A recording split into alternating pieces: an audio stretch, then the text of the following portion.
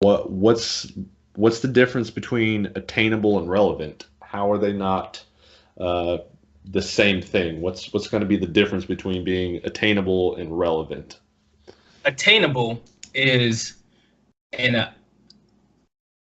like I said, not trying to get too deep in the weeds, but attainable is where we really start to put in that self-efficacy component. Okay. So talk to me about that. The words I was thrown out before, that self-efficacy. So to to try to put it in as simple a term as I can, self-efficacy is essentially the belief that you can achieve a certain goal or a certain achievement, or that you can accomplish a certain thing that you might be trying to accomplish. Hmm. So there's tons of science behind it. This goes back to, I want to say it was Bandura was the psychologist who coined that phrase, Hmm. and so this has volumes and volumes of data supporting it.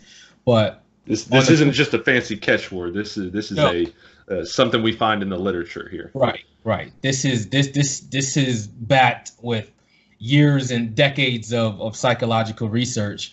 But the way that I apply the concept of self-efficacy is that we want to set goals that are, I don't want to say easy, because then we start getting into what you and I talked about once before, that stress and adaptation.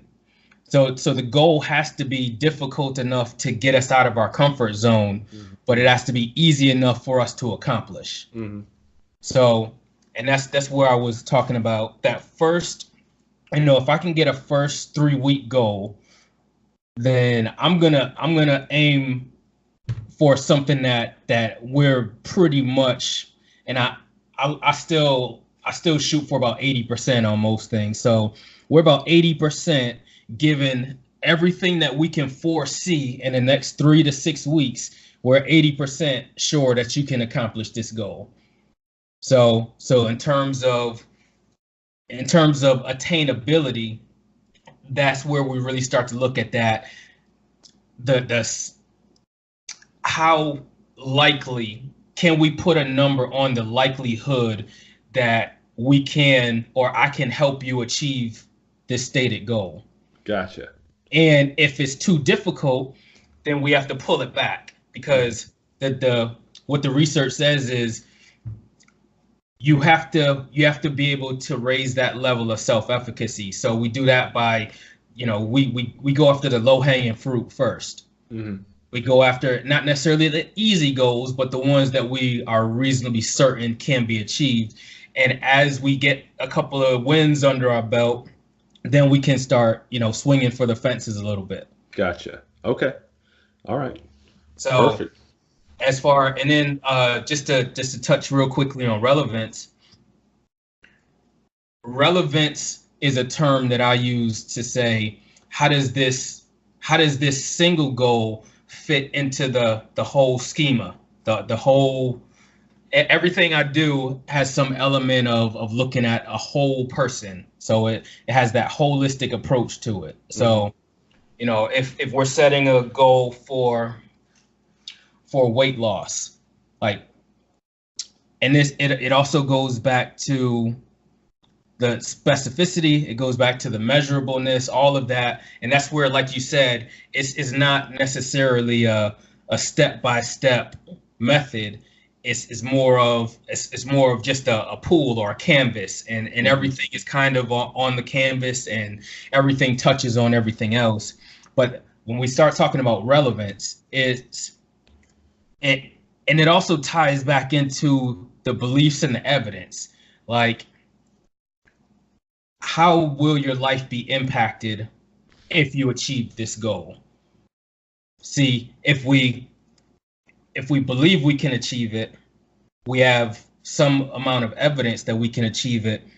Now it's like, how is this relevant to the overall picture of what you're trying to accomplish here? Got So it. so we can use the popular ones. I want to be. It was actually a pretty good example of what I said earlier. That would be the person who says, I want to be able to play with my kids on the playground without being winded.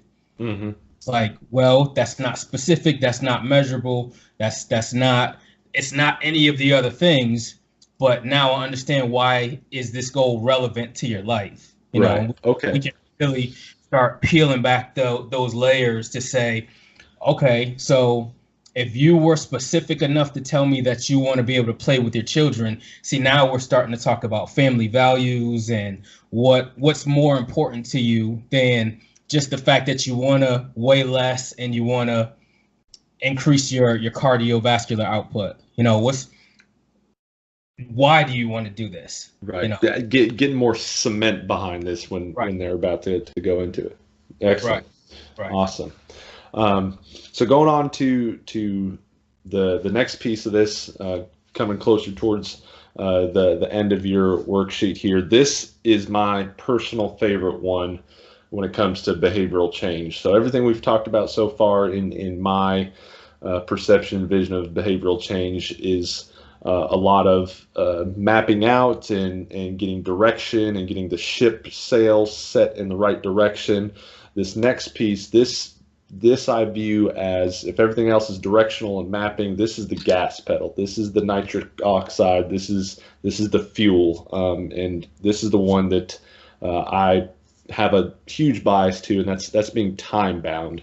Putting a timestamp on something, I like to give a quick example of it adds stress to what you're about to take on. And when we have stress to what's being taken on, well, that's the first piece of actual